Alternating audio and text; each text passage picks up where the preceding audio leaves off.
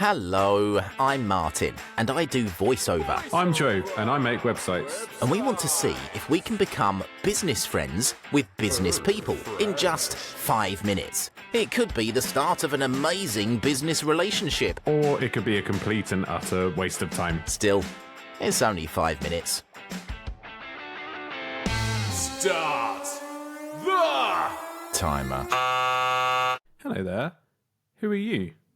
Hi, I'm Ray Dillon, and I am a copywriter, editor, speaker and trainer. I do all things to do with words. Nice. Have you done that for a long time? So I've been a copywriter on and off for about 13 years, but I've only had my own business for just over a year. So it's a very exciting time. You agency side before that? I worked for an in-house marketing department for a logistics and transport company for 3 years. And before that, I did freelance copywriting alongside my main job as a teacher in an international school in China. Oh, wow. Tell us more about that. How did that happen? Well, I was a teacher here for 7 years, primary teacher in the UK, and I always wanted to teach abroad. So one year I just decided that I would apply for a load of jobs in countries I'd never been to and always wanted to go to. And I ended up in China, and I loved it so much I stayed there for 9 years. Wow. And where are you now? Now I'm in Milton, Keynes. How does Milton Keynes compare? Well, it's not as hot because I was in kind of the south of China, so it was hot and tropical. But It's lovely because, well, many reasons. One is that I started my own business, I got married, I bought a house, and so now I'm settled back in the UK. And all because of the pandemic. I would never have come back otherwise. Yeah, fair. Can I ask, where does better Chinese food? Milton Keynes or actual China? Actual China, of course. Chinese food in England is English Chinese food. It's not Chinese. Like pale comparison. What was your favourite dish out there? Oh, that's really hard. I used to get these noodles called ban mian from a little place outside the school I worked in, which was basically stir-fried noodles with a peanut sauce. And they were like 50 a portion. They were so good. Wow. Oh, amazing. Yeah. So that's where we're going next, Joe. Yeah. 50p a portion. Taking the podcast on tour. Yeah.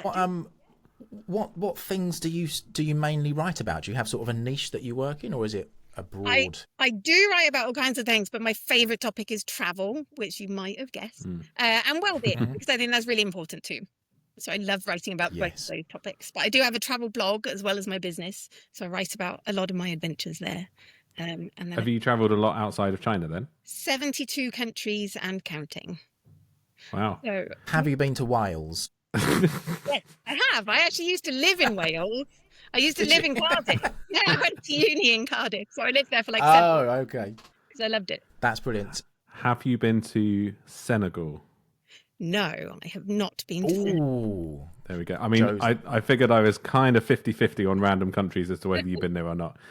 Okay, then, other than China and Wales and Milton Keynes, what's the best country that you've travelled to? Oh, that's really hard. I love a lot of Southeast Asia, so like the Philippines. Myanmar is a beautiful country. It's just a shame what's going on there at the moment. Thailand, Laos is gorgeous. Southeast Asia in general. So it's nice that you obviously love travelling and you write about that as well. So you've got a lot of lived experience there to be able to sell that as a service. So what about the speaking side of what you do? What's that? So that's quite a new thing, actually. I've only been doing that a few months, but basically I speak about the impact of language and how important it is to think about like the words that we use, because we don't always realize the impact our words have on other people, especially considering people in minority groups, whether that's ethnic minorities or the LGBTQ plus community. Just things like that, basically. So I kind of go into schools and universities and companies and speak about the impact of language and kind of little changes people can make to improve the culture and make people feel more welcome and safer where they are. Because I've got a question, and we've talked all over your 1 minute warning. What has been the biggest difference when you've gone to sort of starting your own business more recently? Like, what's been the hardest thing about that?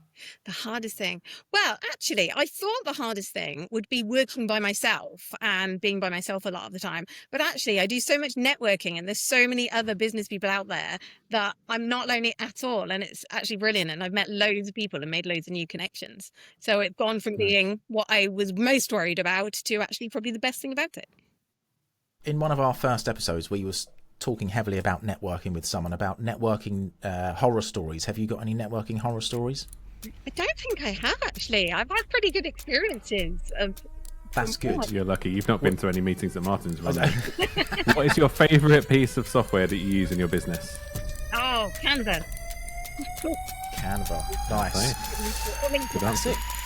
No time for more questions. What do you think? Did we just spark a valuable new business relationship? Or should we have taken a coffee break instead?